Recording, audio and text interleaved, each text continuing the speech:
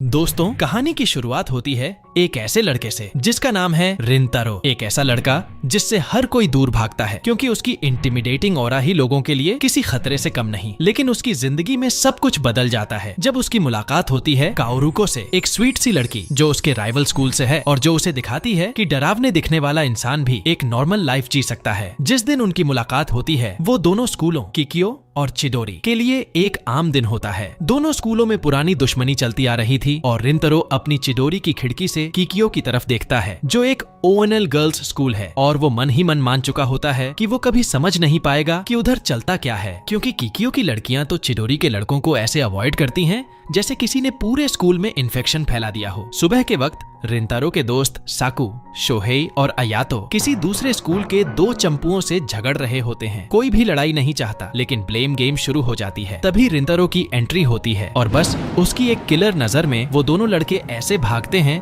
जैसे Ferrari full speed में highway पर दौड़ रही हो और सामने कोई ब्रेक न हो। रिंतारो हल्के से अपने दोस्तों को डांटता है, लेकिन साकू चालाकी से ब्लेम पलट देता है। भाई, झगड़ा तो तूने ही शुरू किया था, वो तो तुझे ढूंढने आए थे। फिर तीनों स्कूल की तरफ निकल पड़ते हैं। रास्ते में रिंतारो को याद आता है कि उन चंपुओं में से एक ने उसे कुछ दिन पहले उसके घर के पास देखा था, जब एक लड़की ने अपने बॉयफ्रेंड को बीच सड़क पर तमाचा मारा था। रिंतारो बस मदद करने गया था, लेकिन बेचारा लड़का उसे देखकर ऐसे कांपने लगा जैसे किडनी माफिया के ऑफिस में पहुंच गया हो। उसके दोस्त ये सुनते हैं और हंस पड़ते हैं, क्योंकि उन्हें पता है कि रिंतारो का चेहरा जितना डरावना दिखता है उसका दिल उतना ही सीधा है। लेकिन दुनिया को तो वही डर दिखता है। इतने में रास्ते में दो किकियो की लड़कियां आती हैं। उनमें से एक का रुमाल नीचे गिर जाता है। शोहेई शालीनता से उठाकर देने की कोशिश करता है, लेकिन लड़की उसे ऐसे देखती है जैसे कोई वायरस सामने खड़ा हो और ठंडे चेहरे से बोलती है, फेंक दो। अब भाई, इतनी बेइज्जती तो कोई भी अपने दिल में रख ले। लेकिन शोहेई खुद को समझाता है वो तो बस शर्मा गई थी, आखिर इतना हॉट बंदा देखकर कौन नहीं झेपेगा। फिर वो स्कूल बिल्डिंग में दाखिल होते हैं जो किकियो की शाही बिल्डिंग के सामने बिल्कुल खटारा लगती है। रिंतारो सोचता है कि आखिर किकियो की लड़कियां चिडोरी के लड़कों से इतनी नफरत क्यों करती हैं? शायद इसलिए क्योंकि चिडोरी की रेप्यूटेशन सबसे नीचे है। वहाँ के लड़कों को हर कोई लो IQ और डिजेनरेट समझता है। इस हद तक कि किकियो की लड़कियां तो अपनी खिड़कियों के पर्दे तक बंद रखती हैं ताकि चिडोरी की बिल्डिंग न दिखे। थोड़ी देर बाद रिंतारो को फोन पर वर्क नोटिफिकेशन आता है। वो अपने दोस्तों के साथ कराओके सेशन का इनवाइट ठुकरा देता है और भागते हुए अपने फैमिली कैफे पहुंचता है, जहां वो बेकर की तरह काम करता है। बाहर जोरदार बारिश हो रही होती है। वो भीगते हुए दुकान में एंट्री करता है और अपनी माँ क्योको से पूछता है, माँ, क्या मैं कस्टमर संभाल लूं? कहीं मेरी शक्ल से डर न जाए। क्योको मुस्कुराकर कहती है, आराम से बेटा, आज तो बस एक ही कस्टमर है। सब लोग किसी इवेंट के लिए केक तैयार करने में लगे होते हैं और रिंतारो काउंटर पर आ जाता है। तभी उसकी नजर दरवाजे के पास रखी एक छतरी पर पड़ती है और जैसे ही वो ऊपर देखता है, सामने एक नन्ही सी क्यूट लड़की बैठी होती है और उसके चारों ओर खाली प्लेटें बिखरी होती हैं। वो लड़की रिंतारो को देखते ही शर्मा जाती है और तभी उसके गले में कुछ फंस जाता है। भाई,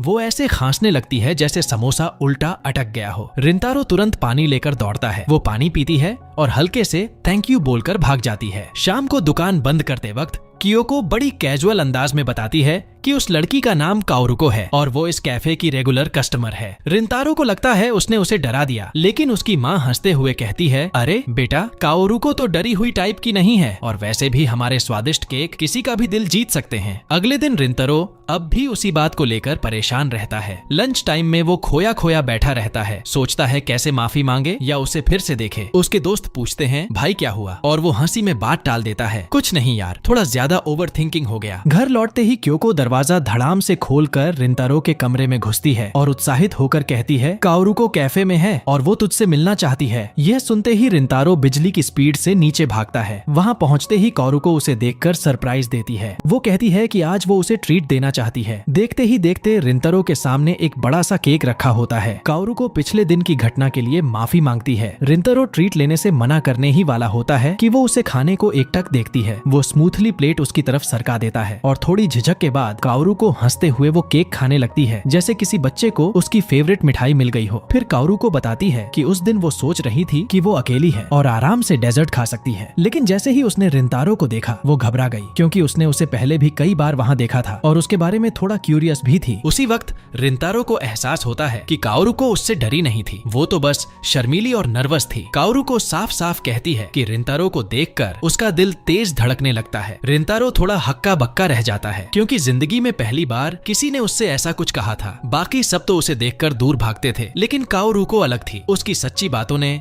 रिंतारो के अंदर कुछ नरम सा एहसास जगा दिया। झिझकते हुए वो उसे स्टेशन तक छोड़ने का ऑफर देता है, लेकिन कारुको मुस्कुराते हुए एक और डेजर्ट खरीदती है और खुद ही निकलने का फैसला करती है। जाते जाते वो पीछे मुड़कर कहती है, मैंने कभी नहीं सोचा कि तुम डरावने हो। ये सुनकर रिंतारो के पैरों तले जमीन खिसक जाती है, लेकिन बाहर वही दो चंपू जो पहले उससे भिड़े थे दोनों उसका पीछा कर रहे होते हैं। कमरे में रिंतारो छत को देखता हुआ सोचता है कि दुनिया में जहां हर कोई उसे बुरा समझता है वहां कारुको बिल्कुल अलग थी। उसे समझ नहीं आ रहा था कि दिल में क्या चल रहा है। तभी क्योको कमरे में घुसती है, हाथ में वही डेजर्ट पैक लेकर जो कारुको बाहर भूल गई थी। रिंतारो का चेहरा बदल जाता है, वो तुरंत बाहर भागता है, उसे ढूंढने के लिए चिंतित। एक सुनसान गली से आवाज आती है, वो दौड़कर जाता है और देखता है कि वही दो गुंडे कारुको को घेरकर गंदी बातें कर रहे हैं। वो रिंतारो के बारे में भी बकवास करते हैं, कहते हैं कि चिदोरी के लड़के सब कमीने हैं और रिंतारो उनमें से सबसे बुरा। लेकिन कारुको उनकी बातों से डरती नहीं। वो कहती है, हाँ तुम्हारी आवाजें बुरी लगती हैं, लेकिन अगर तुमने रिंतारो से बात की होती तो तुम्हें उसका अच्छा दिल भी दिखता। उसकी ये बात गुंडों को बुरी लगती है। उनमें से एक उसका हाथ पकड़ता है और उसे नुकसान पहुंचाने की कोशिश करता है। जैसे ही वो हाथ उठाता है रिंतारो एंट्री मारता है। वो उसका पंच ब्लॉक करता है और अपनी डरावनी नजर से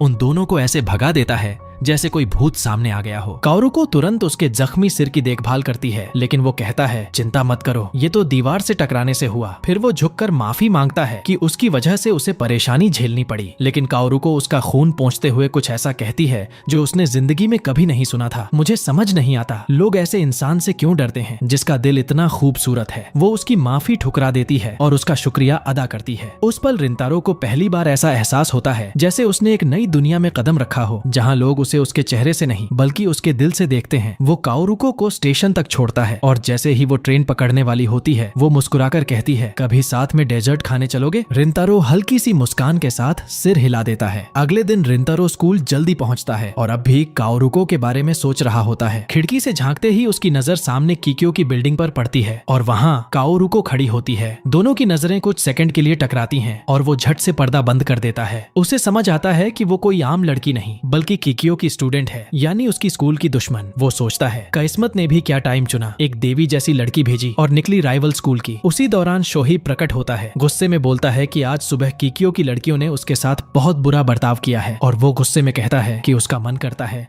कि वो उन पर नो मेर्सी मोड ओनन कर दे। वो शिकायत करता है कि उसे तो कोई और चॉइस ही नहीं थी, इसलिए चिडोरी में आना पड़ा। तभी साकू और अयातो आ जाते हैं और बोलते हैं, चॉइस नहीं थी नहीं, तू बस ईंट से भी ज्यादा बेवकूफ है। फिर तीनों किक्यो की लड़कियों की बुराई शुरू कर देते हैं। साकू खुलकर गुस्सा जाहिर करता है कि किक्यो की लड़कियां चिडोरी के लड़कों को कचरे की तरह ट्रीट करती हैं, सिर्फ इसलिए क्योंकि वो उतने स्मार्ट नहीं हैं। वो कहता है, हमारे और उनके स्कूल के बीच तालमेल कभी नहीं हो सकता। और रिंतारो एक बार फिर क्लास में खो जाता है, अपने ही ख्यालों में डूबा हुआ। उसके दोस्त ध्यान देते हैं कि वो बार बार जोन आउट कर रहा है और फिर अयातो उसके सिर की चोट के बारे में पूछता है, लेकिन रिंतारो तो जैसे किसी और दुनिया में ही चला गया है। जवाब देना तो दूर, उसे सुन भी नहीं रहा। फिर अयातो खिड़की की तरफ देखता है और बोलता है, अरे ये पर्दा बंद क्यों है? तू तो कभी पर्दा बंद नहीं करता। शोहे मजाक में कहता है, क्यों होगा भाई, रिंतारो को तो किक्यो की लड़कियां इतनी नफरत हैं कि उनकी शक्ल भी नहीं देखना चाहता। ये सुनते ही रिंतारो अचानक भड़क उठता है और झट से बोल पड़ता है, ऐसा कुछ नहीं है। माहौल अचानक अजीब सा हो जाता है। उसके दोस्त कुछ समझ नहीं पाते कि उसे इतनी जल्दी गुस्सा क्यों आ गया। कुछ सेकंड बाद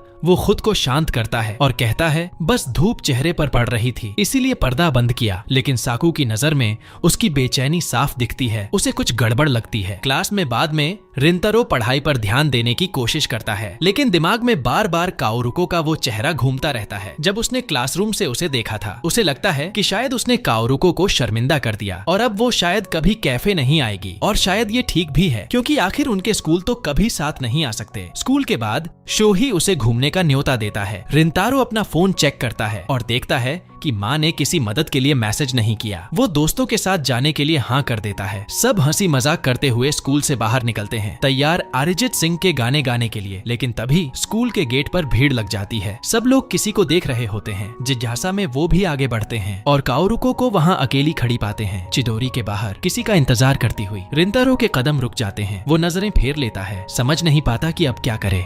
तभी शोहei के अंदर की जलन जाग जाती है। वो गुस्से में काओरुको के पास पहुंचता है और उसे डराने की कोशिश करता है। तुम जैसी अकड़ू लड़की यहाँ क्या कर रही हो? काओरुको नर्वस होकर जवाब देती है, मैं किसी का इंतजार कर रही हूँ। शोहei और भड़कता है, लेकिन इससे पहले कि कुछ उल्टा पुल्टा हो, रिंतारो बिजली की स्पीड में पहुंचकर शोहei को पीछे खींच लेता है, जैसे उसका वजन कुछ हो ही नहीं। वो शोहei को डांटता है कि उसने उसे डराया क्यों, और फिर काओरुको से माफी मांगता है। शोहei को अचानक एहसास होता है, अगर वो यहाँ किसी का इंतजार कर रही है तो मतलब चिडोरी के किसी लड़के का उसके साथ कुछ चल रहा है। वो नाराज होने के बजाय रोने लगता है, यार हमारे इस बेकार स्कूल से भी किसी की गर्लफ्रेंड बन गई। इसी बीच काओरुको की सहेलियां दौड़ती हुई आती हैं। शोहei और बाकी लड़कों को धक्का देकर काओरुको को खींच ले जाती हैं। जैसे जैसे वो उसे ले जाती हैं और लड़कियां इकट्ठा होकर गॉसिप करने लगती हैं, वो चिडोरी के लड़कों के पास गई थी, अब उसे बीमारी लग जाएगी। शोहei ये सुनकर गुस्से में आग बबूला हो जाता है और माफी की मांग करता है, लेकिन एक लड़की ठंडी नजर से उसके हाथ पर जोर से चांटा मारती है और काओरुको को लेकर वहाँ से निकल जाती है। जाते जाते काओरुको पीछे मुड़कर रिंतारो की ओर चिंता भरी नजरों से देखती है। कैराओके की ओर जाते वक्त शोहei और बाकी लड़के किकियो की लड़कियों को कोस रहे होते हैं। रिंतारो उनके पीछे चुपचाप चल रहा होता है, अंदर ही अंदर उस अजीब से एहसास को संभालते हुए जो उसने गेट पर महसूस किया था। उसके दिमाग में एक ही बात घूमती है, क्या काओरुको मेरे लिए इंतजार कर रही थी? वो खुद को ये सोचने से रोकना चाहता है, लेकिन उसका दिल मान नहीं रहा। दोस्त पीछे मुड़कर देखते हैं तो उसके चेहरे पर अलग सी मुस्कान देख चौंक जाते हैं। भाई तूने ऐसा चेहरा कभी नहीं बनाया, वो कहते हैं। रिनतारो जानता है ये खुशी का एहसास है, कुछ नया, कुछ अनजाना, लेकिन फिर भी वो खुद को समझाता है, हमें एक दूसरे से दूर ही रहना चाहिए। कैराओके में लड़के धूम मचा रहे होते हैं। शोहei अपनी फेवरेट धुनों पर चीख चीख कर गा रहा होता है। इसी बीच रिंतारो अरिजीत सिंह का गाना सेलेक्ट करने ही वाला होता है कि साकू अचानक बोल पड़ता है, भाई तू कुछ दिनों से बड़ा अजीब बर्ताव कर रहा है, कुछ हुआ है क्या? वो उसके सिर की चोट की ओर इशारा करता है। बाकी दोस्त भी पूछते हैं, अगर कुछ है तो बता दे, हम तेरे साथ हैं। रिंतारो का मन होता है कि वो उन्हें बता दे, मैं एक देवी जैसी लड़की से मिला हूँ, काओरुको से, लेकिन उसे याद आता है ये वही दोस्त हैं जो किकियो की लड़कियों से नफरत करते हैं। वो चुप रह जाता है और बस कहता है, मैं ठीक हूँ। बाकी सब उसकी बात मान लेते हैं। वो साकू से माफी भी मांगता है कि उसे चिंता में डाला, लेकिन साकू की शक दूर नहीं होती। रात में जब वो लौटता है तो देखता है कि कैफे का दरवाजा बंद नहीं है। वो माँ को बताने जाता है, लेकिन अंदर काओरुको को पाकर चौंक जाता है। वो उसे देखकर खुश नजर आ रही होती है। वो हल्की सी मुस्कान के साथ माफी मांगती है, मुझे माफ करना स्कूल गेट पर जो हुआ उसके लिए। मुझे सच में ये अंदाजा नहीं था कि हमारे स्कूलों के बीच इतनी गहरी नफरत पनप चुकी है। रिंतारो उसे बताता है कि उसे उस बात से कोई फर्क नहीं पड़ा और वो कहता है, सिर उठाओ। तभी अचानक जैसे आसमान से टपक पड़ी हो, क्योको कमरे में आती है, हाथ में कुछ केक लिए हुए। वो बिल्कुल फिल्मी माँ की तरह अपने बेटे की मदद करने लगती है और काओरुको के सामने शरारती मुस्कान के साथ प्लेट रखते हुए कहती है, बेटा थोड़ा खा लो, शर्माओ मत। काओरुको पहले तो इनकार करती है, लेकिन तभी उसके पेट से जोरदार गुर्रर्र की आवाज निकलती है और रिंतारो और उसकी माँ हंसी से फट पड़ते हैं। रिंतारो फिर प्यार से उसे कहता है, चलो साथ में खाते हैं, और दोनों टेबल पर बैठ जाते हैं। काओरुको के चेहरे पर जैसे ही मिठाई का पहला निवाला पड़ता है, उसकी आंखों में जो चमक आती है, रिंतारो उस पल को बस चुपचाप निहारता रह जाता है, मानो सामने कोई अनमोल चीज हो। थोड़ी देर बाद काओरुको शोहei को धक्का लगने वाली बात के लिए माफी मांगती है, लेकिन रिंतारो हल्के से हंसकर कहता है कि वो बिल्कुल ठीक है। वो फिर पूछता है, तुम वहाँ गेट पर क्या कर रही थी? और काओरुको शर्माते हुए बोलती है, मैं तुमसे दोबारा मिलना चाहती थी, बस। ये सुनते ही रिंतारो के गाल लाल हो जाते हैं। उसे एहसास होता है वो सच में उसी का इंतजार कर रही थी। काओरुको फिर से माफी मांगती है, लेकिन रिंतारो थोड़े घबराए अंदाज में बोलता है, नहीं सच में मुझे तुम्हें देखकर बहुत खुशी हुई थी। अपने ही शब्दों पर वो जंप जाता है और उन्हें वापस लेने की कोशिश करता है, लेकिन काओरुको धीरे से कहती है, कृपया ऐसा मत कहो, मुझे अच्छा लगा ये जानकर कि तुम खुश थे। दोनों के चेहरे उस पल टमाटर जैसे लाल पड़ जाते हैं और रिंतारो झट से माहौल हल्का करने के लिए कहता है, अरे खाना ठंडा हो जाएगा, खा लो। कुछ देर बाद वो कहता है कि उसने कभी नहीं सोचा था कि काओरुको दोबारा कैफे आएगी। काओरुको पूछती है, क्यों? तो रिंतारो हल्की हंसी में कहता है, क्योंकि हमारे स्कूल तो एक दूसरे को ऐसे नफरत करते हैं जैसे कोई मोटा बंदा सलाद से। लेकिन काओरुको का जवाब उसके पैरों तले जमीन खिसका देता है। वो कहती है, असल में जब मुझे पता चला कि तुम चिडोरी के हो तो मुझे बहुत अच्छा लगा। ये कहकर वो जल्दी से निकल जाती है, लेकिन जाते जाते साफ कहती है कि उसने सच कहा था, उसे सच में खुशी हुई थी ये जानकर कि उनके स्कूल एक दूसरे के इतने पास हैं। दरवाजे से जाते वक्त रिंतारो उसकी झलक पकड़ता है और महसूस करता है वो उसकी खुशी में शामिल ही नहीं हो पाया, बल्कि उसे ठेस पहुंचाई। क्योको अंदर आती है, काओरुको को न पाकर चौंकती है, लेकिन जैसे ही वो अपने बेटे का चेहरा देखती है उसका दिल बैठ जाता है। रिंतारो उसे सारी बात बताता है और क्योको गुस्से में उसके सिर पर उंगली झटकाते हुए कहती है, बेटा मैंने तुझे औरतों के बारे में कुछ सिखाया ही नहीं। रिंतारो पूछता है, काओरुको जैसी किकियो की स्टूडेंट मुझसे मिलने क्यों आएगी? ये सुनकर क्योको का दिल टूट जाता है। वो गुस्से और दर्द में कहती है, बकवास मत कर,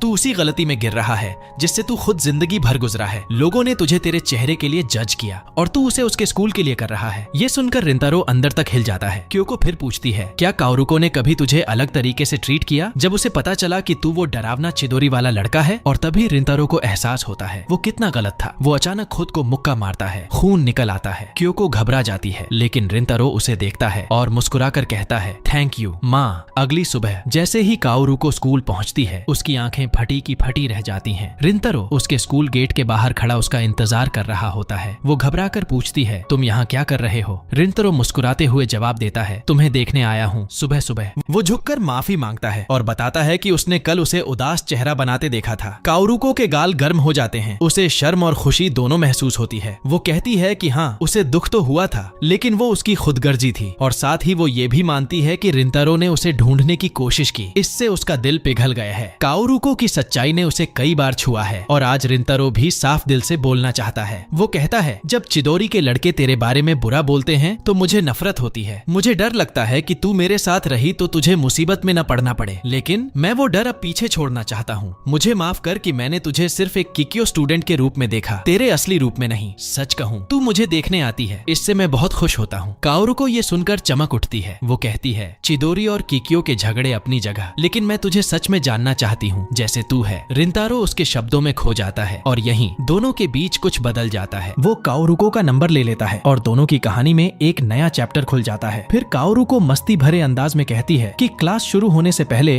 वो उससे कुछ करवाना चाहती है। कुछ देर बाद रिंतारो अपनी क्लासरूम की खिड़की पर खड़ा होता है और सामने की बिल्डिंग में काओरुको उसे ढूंढते हुए हाथ हिलाती है। जैसे ही वो उसे देखती है, वो खुशी से उछल पड़ती है, जैसे उसकी सुबह बस उसी के इंतजार में थी। और यहीं दो दुश्मन स्कूलों की सरहद पर एक अनोखी मोहब्बत चुपचाप अपनी जड़ें जमा रही होती है। कुछ दिन बाद क्लास में रिंतारो और शोहे गर्मी से तड़प रहे होते हैं। पसीने से तरबतर हालत में शोहे कहता है, भाई काश किसी होटल में घुस जाते, एसी फुल ऑन करते और एकदम मस्त सोते, सच्चे भाई वाले अंदाज में। रिंतारो भी उससे पूरी तरह सहमत होता है। बोरियत से मरने की बात करने वाला शोहे अचानक याद करता है कि स्पोर्ट्स फेस्टिवल आने वाला है और जोश में बोलता है कि इस बार तो वो जरूर भाग लेगा और जीतेगा भी। लेकिन किस्मत के ठहाके तभी उन पर पड़ते हैं जब टीचर ठंडी आवाज में ऐलान करता है, तुम लोग फेस्टिवल में पार्ट नहीं ले सकते। दोनों हक्का बक्का रह जाते हैं। वजह पूछने पर वो कहता है, जिसने एग्जाम में फेल मारा है वो फेस्टिवल नहीं, मेकअप टेस्ट देगा। ये सुनकर शोहे की जान जैसे निकल जाती है। वो टीचर से विनती करता है कि थोड़ा ढील दे दे। टीचर भी शर्त रख देता है, अगर पास हुए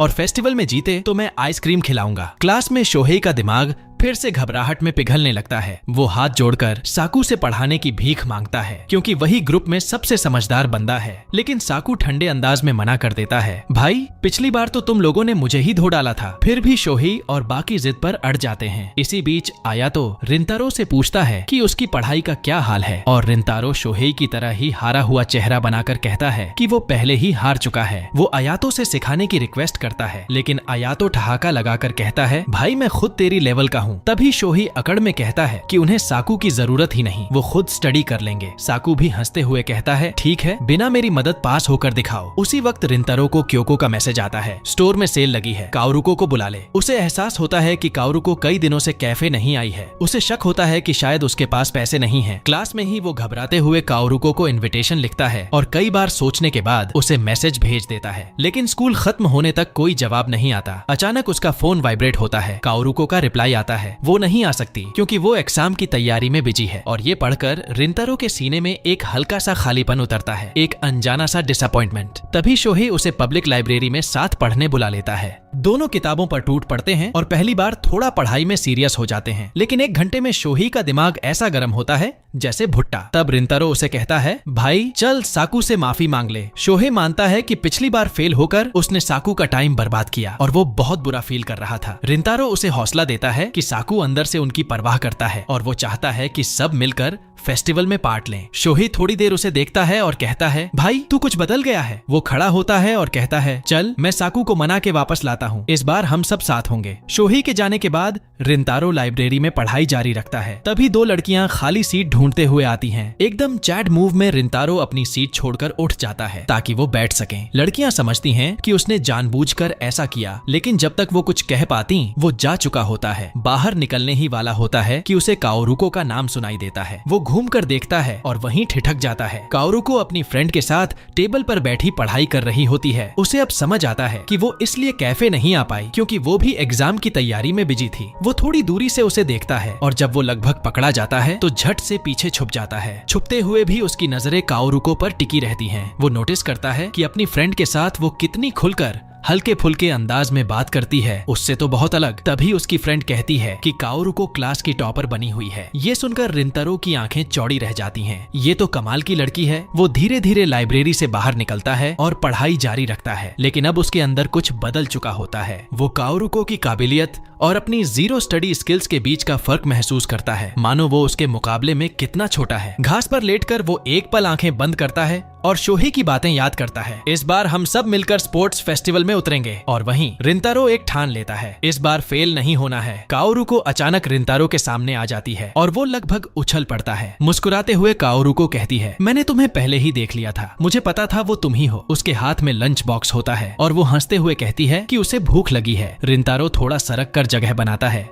ताकि वो उसके पास बैठ सके। माहौल में एक अजीब सी गर्माहट होती है। काओरुको उससे माफी मांगती है कि वो उसके कैफे के डिस्काउंट डे पर नहीं आ पाई और वादा करती है कि जॉब से थोड़ा पैसा बचाकर जरूर आएगी। ये सुनकर रिंतारो के होश उड़ जाते हैं। उसने हमेशा सोचा था कि काओरुको अमीर होगी, लेकिन काओरुको शांति से बताती है कि वो अमीर नहीं है। वो तो स्कॉलरशिप पर किकियो में आई है, इसलिए उसे अपनी फर्स्ट रैंक किसी भी हालत में बचानी होती है। फिर वो बताती है कि कैसे कई रातों से वो सो भी नहीं पाई, सिर्फ पढ़ाई पढ़ाई और पढ़ाई। वो हल्की हंसी में कहती है, मैं बस एक नॉर्मल लड़की हूँ, नॉर्मल फैमिली से। इस स्कूल में रहना मेरे लिए किसी चमत्कार से कम नहीं और इसलिए मुझे सबसे ज्यादा मेहनत करनी पड़ती है। रिंतारो उससे पूछता है कि आखिर वो इतनी मेहनत क्यों कर रही है। काओरुको कुछ देर चुप रहती है, फिर याद करती है कैसे उसने अपने पापा से किकियो में जाने की गुजारिश की थी और वादा किया था कि वो उन्हें कभी निराश नहीं करेगी। यही मेरी प्राइड है, वो धीरे से कहती है। रिंतारो के अंदर कुछ बदलता है। उसे एहसास होता है कि उसने काओरुको को गलत समझा था, उसके बारे में ऐसे अंदाजे लगाए जैसे लोग उसके बारे में लगाते तो उसे कितना बुरा लगता। विनम्र होकर वो कहता है, काओरुको क्या तुम मुझे पढ़ा सकती हो? मैं फिर से फेल नहीं होना चाहता, अपने दोस्तों के साथ स्पोर्ट्स फेस्टिवल में भाग लेना चाहता हूँ। काओरुको मुस्कुराकर अपना लंच आगे बढ़ाती है और कहती है, जब भी मेरे पास फ्री टाइम होगा मैं तुम्हारी मदद करूंगी। रिंतारो के गाल गर्म पड़ जाते हैं, थोड़ा शर्म थोड़ा खुशी। तभी माहौल अचानक बदल जाता है। काओरुको की बेस्ट फ्रेंड सुबारू प्रकट होती है। उसकी सिल्वर बाल, ठंडी आंखें और डरावनी नजर। वो एक नजर में पहचान लेती है कि रिंतारो चिदोरी से है।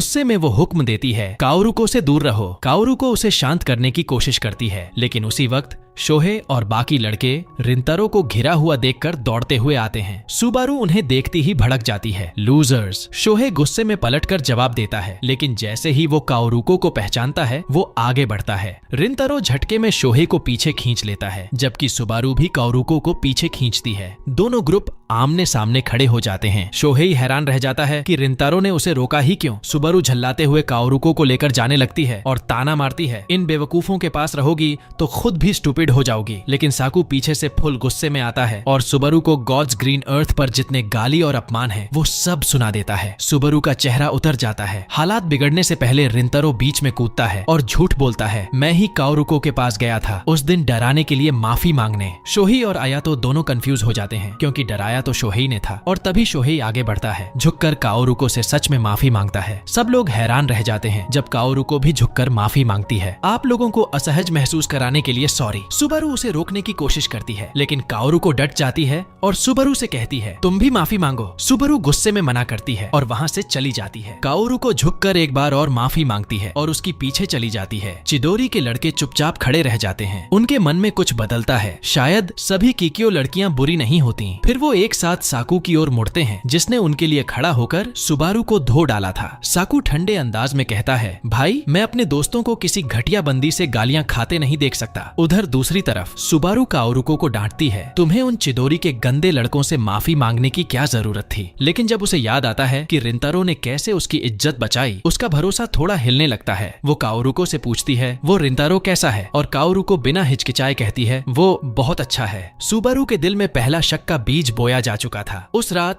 रिंतारो अपनी किताबों के ढेर में सिर घुसाए पढ़ने की कोशिश करता है। दिमाग जल चुका है लेकिन वो रुकता नहीं। तभी उसका फोन बजता है, काओरुको की कॉल। वो तुरंत फोन उठाता है और अजीब सी हाई पिच आवाज में हाँ हेलो बोल देता है। दोनों एक साथ हंस पड़ते हैं। वो दोनों लाइब्रेरी में हुई गड़बड़ी के लिए माफी मांगते हैं और एक दूसरे को भरोसा दिलाते हैं हमारे दोस्त बुरे नहीं हैं। उस पल में कुछ हल्का फुल्का और सुकून भरा महसूस होता है, जैसे कोई नई कहानी चुपचाप शुरू हो रही हो। काओरुको हल्की सी हंसी में कहती है कि जब रिंतारो ने उसकी रक्षा की थी वो उस वक्त उसे बहुत कूल लग रहा था। और ये सुनकर रिंतारो का चेहरा तुरंत टमाटर जैसा लाल हो जाता है, क्योंकि जिंदगी में पहली बार किसी ने उसे ऐसा कहा था। दोनों के बीच थोड़ी हल्की फुल्की बात होती है और काओरुको कहती है कि कब और कहां साथ में स्टडी करनी चाहिए। लेकिन तभी रिंतारो नोटिस करता है कि काओरुको हमेशा उससे बहुत ज्यादा फॉर्मल तरीके से बात करती है। जब वो इस बारे में पूछता है, काओरुको सीधे सीधे कहती है कि वो तो बस उसके कैफे की एक कस्टमर है। ये सुनकर रिंतारो का दिल थोड़ा टूट जाता है, क्योंकि वो तो सोच चुका था कि उनके बीच अब कुछ और बन गया है। लेकिन जैसे ही कॉल खत्म होने से पहले रिंतारो हिम्मत जुटाकर कहता है, तुम्हें मुझसे अब फॉर्मल होने की जरूरत नहीं है, जैसे दोस्त बात करते हैं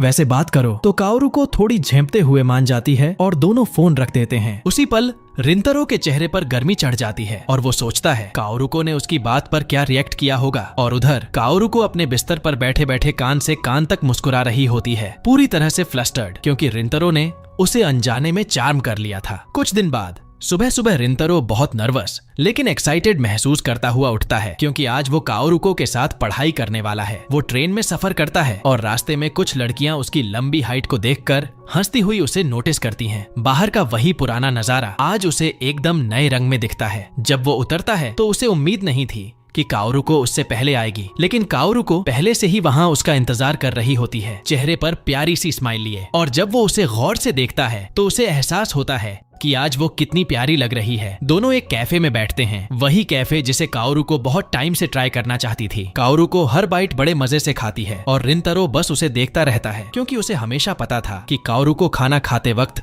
सबसे ज्यादा खुश दिखती है और जब वो खुद खाना चखता है तो स्वाद वाकई में लाजवाब निकलता है। उसके बाद शुरू होती है उनकी स्टडी सेशन मैथ्स से। जैसे ही रिंतारो अपनी बुक में एक सवाल दिखाता है, काओरुको झुककर काफी पास आ जाती है और दोनों को एहसास होता है कि उनके बीच की दूरी अब बस कुछ इंच की है। पल भर में दोनों हड़बड़ाकर पीछे हट जाते हैं। दोनों के गाल सुर्ख हो जाते हैं और उस शर्म में पढ़ाई पर फोकस करना मुश्किल हो जाता है। फिर काओरुको अचानक पूछती है, तुम अच्छे ग्रेड क्यों लाना चाहते हो? रिंतारो थोड़ा सोचकर बताता है कि वो अपने दोस्तों के साथ स्पोर्ट्स फेस्टिवल को खुलकर एंजॉय करना चाहता है। काओरुको सीधा पूछती है, क्या तुम अपने दोस्तों से प्यार करते हो? और रिंतारो थोड़ा हैरान होकर गहरी सांस लेकर कहता है, हाँ करता हूँ। काओरुको मुस्कुराती है और कहती है कि वो भी सुबारू को बहुत मानती है, भले ही वो थोड़ी सख्त और रूखी है, पर दिल से बहुत अच्छी इंसान है। वो बताती है कि सुबारू उसकी बचपन की दोस्त है और उसके अतीत में कुछ बुरे एक्सपीरियंस रहे हैं, इसलिए वो लड़कों पर ज्यादा भरोसा नहीं करती। इसी वजह से जब उस दिन रिंतारो ने सुबारू का अपमान करने के बजाय उसे इग्नोर किया तो काओरुको को सुकून मिला था। विदा होने से पहले काओरुको उसे एक खास नोटबुक देती है जो उसने खुद उसके लिए बनाई थी ताकि वो स्टडी कर सके। रिंतारो हिचकिचाते हुए कहता है कि शायद वो उसे परेशान कर रहा है, लेकिन काओरुको उसे रोककर कहती है, मुझे अच्छा लगेगा अगर तुम अपने दोस्तों के साथ फेस्टिवल एंजॉय कर पाओ और मैं इसके बारे में सुनना चाहती हूँ। उसकी बातों में वो सच्चाई होती है जो रिंतारो को अंदर तक छू जाती है। काओरुको वहाँ से चली जाती है और रिंतारो के अंदर एक नई मोटिवेशन जल उठती है। लेकिन जैसे ही वो जाने लगता है, कोई उसका हाथ पकड़ लेता है। वो मुड़ता है और देखता है कि वो सुबारू है। दोनों एक कैफे में बैठते हैं, लेकिन कुछ देर तक माहौल में एक अजीब सी चुप्पी रहती है। अचानक सुबारू पूछती है, क्या तुम काओरुको को डेट कर रहे हो? और ये सुनकर रिंतारो इतनी बुरी तरह चौंकता है कि गरम कॉफी गिरा देता है, हाथ जल जाता है। सुबारू तुरंत उसे अपना रुमाल देती है और रिंतारो नोटिस करता है कि वो पहले से बिल्कुल अलग बर्ताव कर रही है। सुबारू फिर पूछती है, तो बताओ तुम काओरुको के लिए हो कौन? और रिंतारो जवाब नहीं दे पाता, क्योंकि हकीकत में शायद वो काओरुको के लिए कुछ है ही नहीं। सुबारू उसके कंफ्यूज चेहरे को देखकर समझ जाती है कि वो और काओरुको ज्यादा पुराने दोस्त नहीं है। और जब रिंतारो इसे कंफर्म करता है तो सुबारू को कुछ राहत मिलती है। वो शांत लहजे में कहती है, फिर प्लीज काओरुको से दूर रहो। रिंतारो समझाने की कोशिश करता है, सिर्फ इसलिए कि मैं चिदोरी से हूँ, इसका मतलब ये नहीं कि मैं कोई घटिया इंसान हूँ। और तभी सुबारू कुछ ऐसा कहती है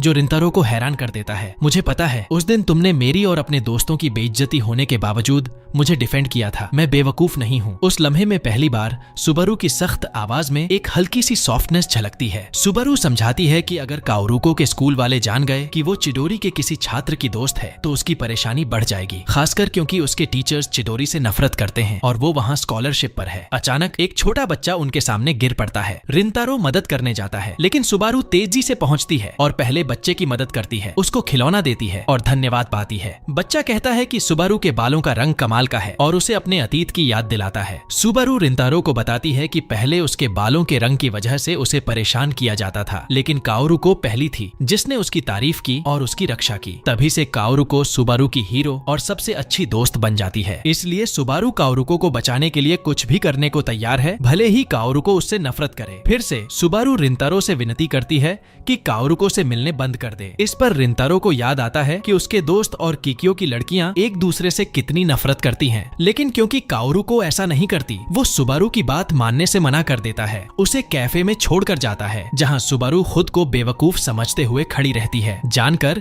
कि रिंतारो के साथ काओरुको सबसे ज्यादा खुश होती है। घर जाते समय रिंतारो सोचता है कि सुबारू कितनी अच्छी है, किसी की इतनी परवाह करने के लिए, और खुद से सवाल करता है कि उसने कभी किसी के लिए ऐसा महसूस किया है या नहीं। तभी ट्रेन में दो लड़कियां सीट ढूंढते हुए आती हैं और रिंतारो अपनी सीट छोड़ देता है, लेकिन लड़कियां उसे बुलाकर धन्यवाद देती हैं कि उसने लाइब्रेरी की अपनी सीट उनके लिए दी। रिंतारो को उम्मीद नहीं थी कि कोई उसे धन्यवाद देगा, खासकर उसकी शक्ल देखकर। ये उसे याद दिलाता है कि काओरुको हमेशा किसी न किसी चीज के लिए धन्यवाद देती है, और वो समझता है कि कैसे काओरुको जैसी इंसानियत रखने वाली लड़की सुबारू को अंधेरे से बचा सकती थी। अगले दिन टीचर परीक्षा के रिजल्ट्स घोषित करता है और क्लास में सन्नाटा छा जाता है, लेकिन खुशी की बात यह है कि रिंतारो और शोही दोनों पास हो जाते हैं। क्लास में सबसे बड़े मोरॉन्स की सफलता पर सब जश्न मनाते हैं। रिंतारो अपनी खुशी व्यक्त करता है और पूरा क्लास उसके लिए रोता और जश्न मनाता है। सभी साकू को क्रेडिट देते हैं क्योंकि उसने उन्हें पढ़ाया, और बाकी लोग भी उसे धन्यवाद कहते हैं। लेकिन रिंतारो के दिमाग में सबसे ज्यादा आभार काओरुको के लिए होता है। लेकिन जैसे ही वो उसे मैसेज भेजने वाला होता है, उसे सुबारू की बात याद आती है और वो रुक जाता है। जश्न के दौरान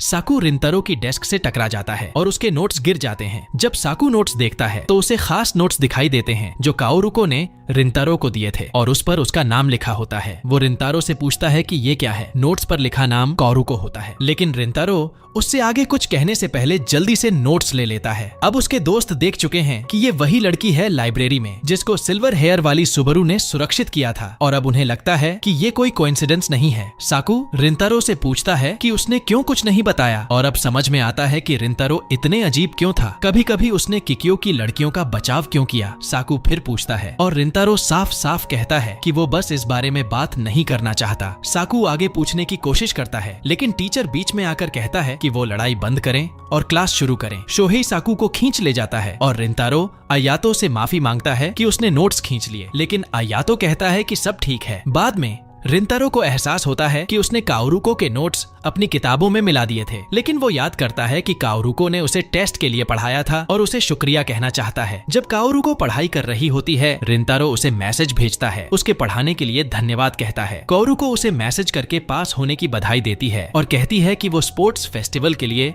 दोस्तों के साथ एंजॉय करे, जो रिंतारो को लगता है कि शायद अब नहीं हो पाएगा। अगली सुबह आयातो और साकू देखते हैं कि रिंतारो और साकू के बीच दूरी बन गई है और उन्हें एहसास होता है कि उनका लक्ष्य स्पोर्ट्स फेस्टिवल का मजा मिलकर उठाना खोता जा रहा है। आयातो शोहेई को हिम्मत देता है कि हार न माने। शोहेई दोनों को बेसबॉल प्रैक्टिस के लिए बुलाने की कोशिश करता है, लेकिन जब दोनों उसे इग्नोर करते हैं तो शोहेई अकेला और दिल टूटे हुए रह जाता है। स्कूल के बाद जब साकू घर की तरफ जा रहा होता है तो आयातो और शोहेई आते हैं और उससे मिलने के लिए कहते हैं। साकू कहता है कि उनके पास बात करने के लिए कुछ नहीं है, लेकिन वो झूठ पकड़े जाते हैं क्योंकि सब जानते हैं कि वो कुछ बताना चाहता है। साकू आगे बढ़ता है और अपनी नाराजगी जाहिर करता है। बाकी लोग सोचते हैं कि उसे गुस्सा इसलिए आया है क्योंकि रिंतारो किकियो की लड़कियों के साथ घूम रहा है, लेकिन उनकी हैरानी के लिए साकू कहता है कि जो चीज उसे परेशान कर रही है वो ये है कि वो रिंतारो के करीब जाना चाहता है और उसके लिए हमेशा वहाँ रहना चाहता है, लेकिन रिंतारो खुद उसे रोक रहा है। शोहेई का नजरिया अलग है। वो कहता है कि रिंतारो को इतना खास बनाता है कि वो ऐसे काम करता है जिससे लोग उसके प्रति आभारी महसूस करते हैं और केवल वही लोग इसे जानते हैं। आयातो फिर साकू से कहता है कि इस बार जैसे कि पहली बार रिंतारो अपनी भावनाओं के बारे में खुलकर बात करने को तैयार था, इसलिए आयातो मानता है कि जब रिंतारो तैयार होगा वो खुद उनसे अपने दिल की बात बताएगा। ये साकू को उम्मीद देता है और वे सब खाना खाने निकल पड़ते हैं। इस बीच काम के दौरान क्योको नोटिस करती है कि रिंतारो उदास लग रहा है। वो उससे पूछती है और सोचती है कि उसने हमेशा की तरह फिर से परीक्षा फेल कर दी होगी। जब रिंतारो बताता है कि उसने एक भी ग्रेड फेल नहीं किया तो क्योको दंग रह जाती है। सोचती है कि बेटा परीक्षा में चीटिंग कर रहा है, लेकिन रिंतारो भरोसा दिलाता है कि उसने ईमानदारी से परीक्षा पास की है। तभी काओरुको अचानक आती है और रिंतारो डर कर छुप जाता है क्योंकि उसे पता चलता है कि काओरुको को केक खाने का मन कर रहा है। काओरुको क्योको को बताती है कि उसे कुछ समय पर डेजर्ट खाने का मन होता है, जो क्योको को रिंतारो की याद दिलाता है, लेकिन रिंतारो जल्दी से अपनी माँ को शांत कर देता है ताकि पकड़ा न जाए। क्योको फिर रिंतारो को खींचती है ताकि काओरुको उसे देख सके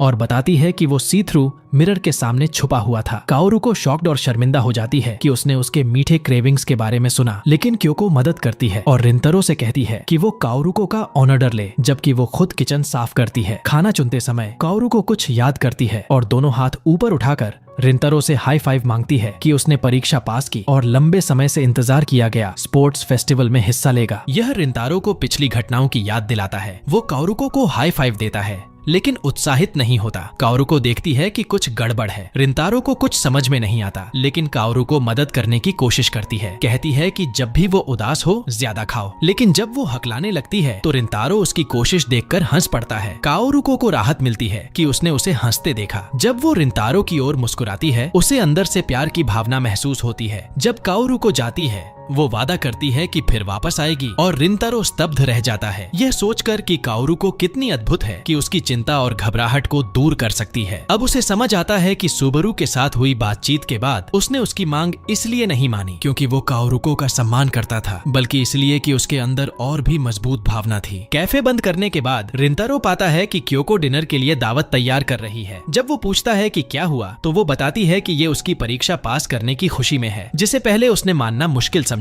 वो उसका रिजल्ट देखती है और खुशी से चौंक जाती है। रिंतारो बताता है कि बेरेली पास हुआ, लेकिन क्योको कहती है कि बचपन से रिंतारो जल्दी हार मान जाता था, लेकिन अब उसने किसी चीज को हासिल करने का फाइटिंग स्पिरिट दिखाया है और इससे उसे बहुत खुशी होती है। क्योको बताती है कि वो खुश है कि रिंतारो ने लड़ने का कारण पाया है, लेकिन कहती है कि अभी भी वो इस पर संघर्ष कर रहा है, जो रिंतारो को चौंकाता है। क्योको उसे याद दिलाती है कि माँ का इंस्टिंक्ट बहुत मजबूत होता है। वो जोड़ती है कि वो गौरवान्वित है कि उसने एक आदमी के रूप में प्रगति दिखाई है, यह जानते हुए कि वह कभी कभी बहुत सोचता है, लेकिन वही इंसान है जो जानता है कि उसके लिए क्या महत्वपूर्ण है। और इसीलिए क्योको खुश है कि रिंतारो भी अपनी जिंदगी में जो महत्वपूर्ण है उसके साथ खुश है। इस बीच जब काओरुको वापस घर की ओर जा रही होती है उसका दिल जोरों से धड़कने लगता है। रिंतारो को इतनी खुलकर हंसते देख उसके चेहरे की चमक उसे भीतर तक छू जाती है। वो खुद से मुस्कुराती है क्योंकि उसे रिंतारो का ये रूप बहुत पसंद आता है, इतना कि वो उसे बार बार देखना चाहती है। चलते चलते वो अपना फोन निकालती है, उम्मीद करती है कि शायद रिंतारो उसे फिर से कोई मैसेज करे, लेकिन तभी सुबारू का मैसेज आता है, मुझसे मिलो। कहीं एक सुनसान पार्क में सुबारू अकेली एक बेंच पर बैठी होती है, पूरी तरह टूटे हुए चेहरे के साथ, अपने और काओरुको की दोस्ती के पलों को याद करते हुए। जब काओरुको वहां पहुंचती है, सुबारू सबसे पहले उसके कपड़ों को देखती है और पूछती है, कहीं गई थी क्या? काओरुको हल्की मुस्कान के साथ कहती है, हाँ। इसके बाद दोनों की नजरें उस प्लेग्राउंड पर जाती हैं, वही जगह जहां उनकी दोस्ती की शुरुआत हुई थी। काओरुको उससे पूछती है कि वो क्या बात करना चाहती है और तभी गहरी उदासी और हिम्मत के साथ सुबारू मानती है कि उसने काओरुको की पीठ पीछे जाकर रिंतारो से बात की थी। सुबारू के मन में काओरुको हमेशा एक खिलते हुए फूल जैसी रही है, उसकी हीरो। उसे वो दिन याद आता है जब प्लेग्राउंड में खेलते हुए काओरुको गिर गई थी और सुबारू डर के मारे रो पड़ी थी, लेकिन काओरुको ने दर्द में भी मुस्कुराकर उसे शांत किया था। पूरी जिंदगी सुबारू चाहती थी कि वो भी काओरुको जैसी मजबूत बने, लेकिन आज उसे लग रहा है कि वो अभी भी उतनी ही कमजोर है। वो सब कुछ सच सच बता देती है, कैसे उसने कैफे में काओरुको को रिंतारो के साथ देखा और फिर रिंतारो को उससे दूर रहने के लिए कहा। वो माफी मांगती है क्योंकि उसे लगता है उसने काओरुको को बहुत चोट पहुंचाई है, लेकिन उसकी हैरानी की कोई हद नहीं रहती जब काओरुको गुस्सा होने के बजाय उससे कहती है, मुझे पता है मैं तुम्हें बहुत परेशान कर रही थी और इसके लिए मैं माफी चाहती हूँ। तुम बहुत दयालु हो सुबारू, क्योंकि तुम इतना सोचती हो। ये सुनकर सुबारू के अंदर कुछ टूटता भी है और कुछ पिघलता भी। वो सोचती है वो मुझसे माफी क्यों मांग रही है, लेकिन असली चोट तब लगती है जब उसे वो बात याद आती है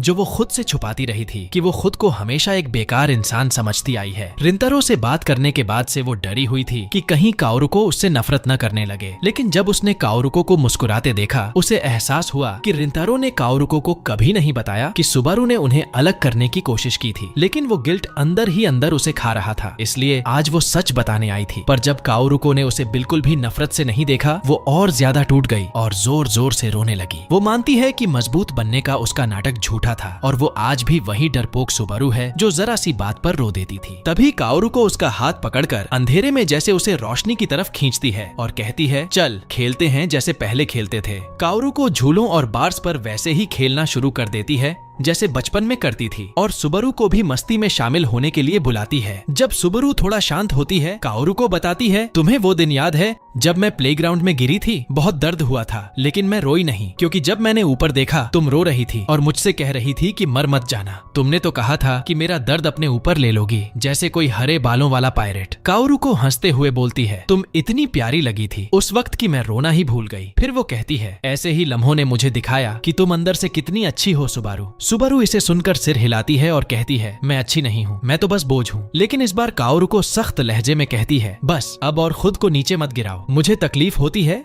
जब तुम अपने बारे में ऐसा बोलती हो। मैं तुम्हें बहुत अच्छे से जानती हूँ, तुम वाकई एक बहुत अच्छी इंसान हो। काओरुको उसे गले लगाकर कहती है, कृपया उस असली सुबारू को मत ठुकराओ जिसे मैं जानती हूँ और जिससे मैं बहुत प्यार करती हूँ। ये सुनकर सुबारू फिर से रो पड़ती है। काओरुको उसे कसकर थामती है और कहती है, जब तक तुम खुद उस अच्छी सुबारू को अपना नहीं लेती, मैं तुम्हें हर बार याद दिलाऊंगी कि मैं तुमसे प्यार करती हूँ। इन शब्दों ने सुबारू का दिल हिला दिया, क्योंकि काओरुको हमेशा से ऐसी ही दयालु रही है। सुबारू उसे गले लगाती है और पूछती है, तुम रिंतारो के साथ क्या करना चाहती हो? काओरुको बिना झिझक कहती है, मैं उसे देखना चाहती हूँ। और सुबारू को साफ दिखता है वो चमक जो काओरुको के चेहरे पर सिर्फ रिंतारो के सामने होती है। धीरे धीरे सुबारू झुककर काओरुको से फुसफुसाते हुए पूछती है, तुम्हें वो पसंद है ना? और रिंतारो की सारी अच्छाइयों को याद करते हुए काओरुको मुस्कुराकर मानती है, हाँ मुझे वो सच में बहुत प्यार है, दिल से। ये सुनते ही सुबारू उसे बताती है कि जब उसने रिंतारो को काओरुको से दूर रहने का आदेश दिया था तो रिंतारो ने मना कर दिया था। और ये सुनकर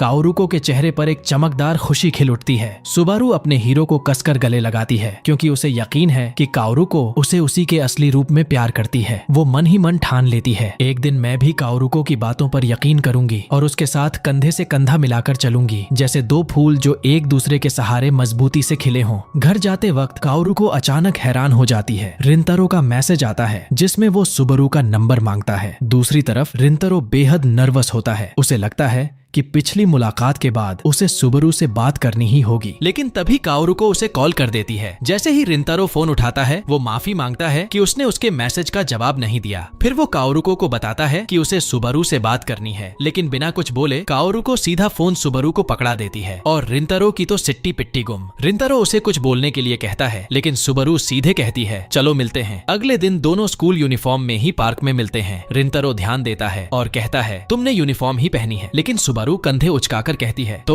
और उसका शुक्रिया भी अजीब से कूल अंदाज में करती है। फिर पूरे विश्वास के साथ रिंतारो उससे पूछता है, मुझे क्या करना होगा ताकि तुम मुझे काओरुको से मिलने की इजाजत दे दो? सुबारू मजाक में कहती है, मैं काओरुको का बाप नहीं हूँ। लेकिन रिंतारो कहता है, मुझे पता है तुम उसे कितना प्यार करती हो और शायद मेरे मिलने से वो परेशान भी हो सकती है, लेकिन फिर भी मैं उससे मिलना चाहता हूँ। तो बताओ सुबारू, क्या करना होगा ताकि तुम भी मेरी तरफ हो जाओ? सुबारू कुछ नहीं कहती, उसे बस याद दिलाती है कि उसने तो पहले ही फैसला कर लिया है कि वो काओरुको से मिलता रहेगा। लेकिन रिंतारो समझता है कि सुबारू ने उसे रोका क्यों था, क्योंकि काओरुको उसके लिए बहुत मायने रखती है, इसलिए वो जवाब चाहता है। उसी वक्त सुबारू समझती है जिस लड़के से काओरुको प्यार करती है वो सच में एक जेंटल जायंट है और उसे शर्म आती है कि उसने इतनी अच्छाई के सामने इतनी सख्ती दिखाई थी। वो हंस पड़ती है और उसे बताती है कि उसने काओरुको को सब कुछ बता दिया है, कैफे में उनकी मुलाकात तक। रिंतारो ये सुनकर झेंप जाता है क्योंकि उसे याद आता है कि उसने कितनी मजबूती से काओरुको से दूर रहने से इनकार किया था। सुबारू फिर कहती है, जब तक तुम काओरुको से स्कूल के बाहर मिलते हो सब ठीक है, किसी को हमारे बारे में पता भी नहीं चलेगा। अचानक एक फुटबॉल आकर रिंतारो के सिर से टकराती है और वही छोटा बच्चा आ जाता है जिससे वो कैफे में मिले थे। वो उन्हें पहचान लेता है। अरे आप वही हो जिन्होंने मेरी मदद की थी। वो अपना बॉल वापस लेता है और फिर उन्हें देख हंसते हुए कहता है, तुम दोनों तो काफी क्लोज लग रहे हो, जबकि हकीकत में ऐसा कुछ नहीं था। लेकिन बच्चा मानने को तैयार नहीं होता और कहता है, देखो ना तुम दोनों दोस्त की तरह घूम रहे हो। उसके जाते ही सुबारू शांत लहजे में कहती है, हम अभी दोस्त नहीं हैं, लेकिन जिस दिन मैं खुद को पूरी तरह स्वीकार कर पाऊंगी उस दिन मैं सच में तुम्हारी दोस्त बनना चाहूंगी। ये सुनकर रिंतारो हैरान रह जाता है। वो उसे याद दिलाता है उनके स्कूल की नफरत भरी फिजा की और पूछता है, अगर कुछ हुआ तो? सुबारू बस हल्की सी मुस्कान देती है और कहती है, वो एक सीक्रेट है। अगले दिन रिंतारो अपना फोन देखता है। उसका दोस्तों वाला ग्रुप चैट एकदम सूना पड़ा होता है। उसे कल की बात याद आती है जब साकू ने काओरुको के छोड़े हुए नोट के बारे में पूछा था, लेकिन उसने साफ कहा था मुझे बात नहीं करनी। अब वो खुद को कोस रहा होता है कि तभी काओरुको का मैसेज आता है, सुबारू से मुलाकात कैसी रही? दोनों में टेक्सटिंग शुरू होती है। रिंतारो माफी मांगता है कि उसने उससे बिना बताए सुबारू से बात की, लेकिन काओरुको उसे टेंशन न लेने को कहती है और बताती है कि वो खुश है कि उसने सुबारू से मुलाकात की। और फिर अगले दिन शोहेई अपने दोस्तों को चौंकाते हुए कहता है, भाई रिंतारो में कुछ गड़बड़ है। सब हैरान, क्या हुआ? तो शोहेई मैदान की तरफ इशारा करता है। रिंतारो बेसबॉल खेलते वक्त ऐसे अजीब मूव्स कर रहा था जैसे किसी ने उसे हल्की सी ग्लू स्निफ करा दी हो। सबको साफ दिखता है ये बंदा जो पढ़ाई में थोड़ा स्मूथ ब्रेन है, वो खेलों में तो एक्सपर्ट होता है। तो आज मैदान पर उसकी ये हालत देखकर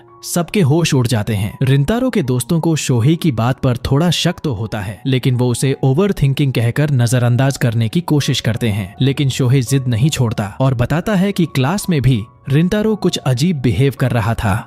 जब उसने पूछा कि क्या हुआ है तो रिंतारो ने सीधा कहा, सब एकदम बढ़िया है भाई। बाकी दोस्त ज्यादा दिलचस्पी नहीं लेते, लेकिन शोहेई उन्हें मना ही लेता है कि चलो पीछे पीछे लगकर देखते हैं असली मामला क्या है। थोड़ी देर बाद तीनों एकदम CID मोड में रिंतारो का पीछा कर रहे होते हैं। पीछा करते वक्त शोहेई साकू को चिढ़ाते हुए कहता है, बच्चों जैसा बिहेव मत कर, जाकर माफी मांग ले यार। अयातो भी जोड़ता है, वैसे जिद्दी तो तुम दोनों ही हो। और शोहेई भी इससे सहमत होता है, लेकिन तभी वो तीनों जम जाते हैं क्योंकि उनका यार रिंतारो किकियो की बैडीज से मिल रहा होता है। उधर कैफे में रिंतारो सुबारू और काओरुको से मिलने के लिए बुलाने पर माफी मांगता है। काओरुको मुस्कुराते हुए कहती है, मुझे तो खुशी है मिलने की। उसकी ये खुशी सुबारू की नजरों से बच नहीं पाती और वो मन ही मन सोचती है, भाई ये तो अपनी क्रश छुपा ही नहीं पा रही। वहीं दूसरी तरफ पास के बूथ में शोहेई जलकर राख हुआ बैठा है। साला सारी लड़कियां तो इसके पास ही आ जाती हैं। आया तो आराम से सोच रहा है क्या खाऊं, और साकू पैनिक में दोनों को चुप कराने में लगा है। लेकिन शोहेई बोलता ही जा रहा है, ये तो इनजस्टिस है, सारी चिक्स रिंतारो को ही क्यों मिलती हैं यार। साकू थक कर सोचता है, सुबारू उसके साथ टाइम क्यों बिता रही है। तभी सुबारू सीधे पूछती है, रिंतारो तूने हमें कैफे में बुलाया ही क्यों?